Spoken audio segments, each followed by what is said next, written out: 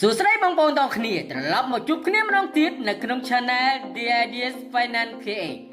កាលពីវគ្គមុនយើងបានរៀនវគ្គកាត់មើលចំណូលប្រាក់ចំណេញលំហូរសាច់ប្រាក់រហូតដល់ដឹងអត្ថប័ណ្ណ PE និងបំណុលរបស់ក្រុមហ៊ុនរួចរាល់ហើយ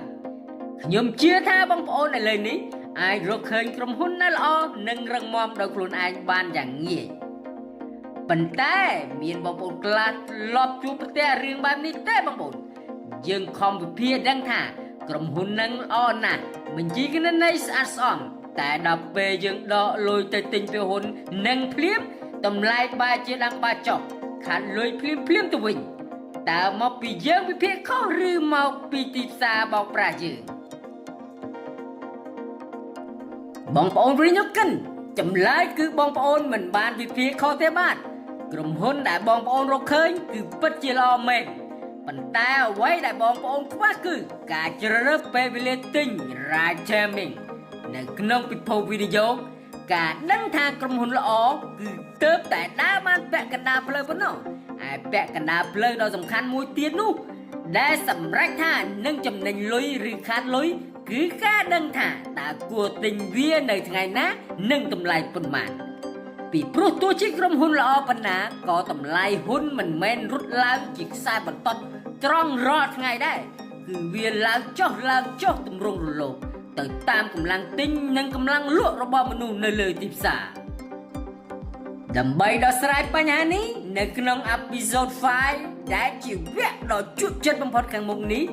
យើងនឹងបិទសៀវភៅបញ្ជីគណនេយ្យមួយឡែកសាច់ហើយបើកទំព័រថ្មីស្រឡាងមួយគឺ Technical Analyze ឬការវិភាគបច្ចេកទេសលើគំនូសក្រាហ្វខ្ញុំនឹងនាំបងប្អូនទៅស្គាល់អាវុធសម្ងាត់ពីរខ្សែដែលជួយឲ្យបងប្អូនដឹងមុនថាតម្លៃពហុននឹងត្រូវជាប់ត្រង់ណាតាក់ត្រង់ណាហើយនឹងត្រូវហក់ឡើងវិញត្រង់ណានោះគឺ support គេហៅខ្មែរយើងហៅថាខ្សែគ្រប់ត្រូលនិង resistance ខ្សែរាំងមេរៀននេះនឹងបង្រៀនបងប្អូនឲ្យចេះអានចិត្តសាស្ត្រមនុស្សនៅក្នុងទីផ្សារឈប់ធ្វើជាអ្នកដេញតាមថ្លៃនៅលើកំពូលភ្នំហើយបដូរមកជាអ្នកចាំទិញនៅបាតភ្នំដែលមានសុវត្ថិភាពបំផុតបើបងប្អូនចង់មើល graphic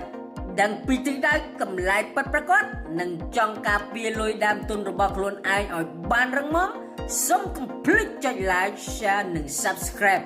The Channel Finance KA ម្នាក់មួយ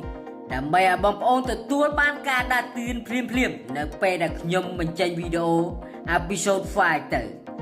ស៊ូបងប្អូនទាំងគ្នាផ្លូវទៅកាន់សេរីភាពរ៉ាំធុគឺស្ថិតនៅលើចំណេះដឹងពិតប្រាកដជួបគ្នានៅ episode 5ដ៏ជក់ចិត្តឆាប់នេះបាទសូមអរគុណ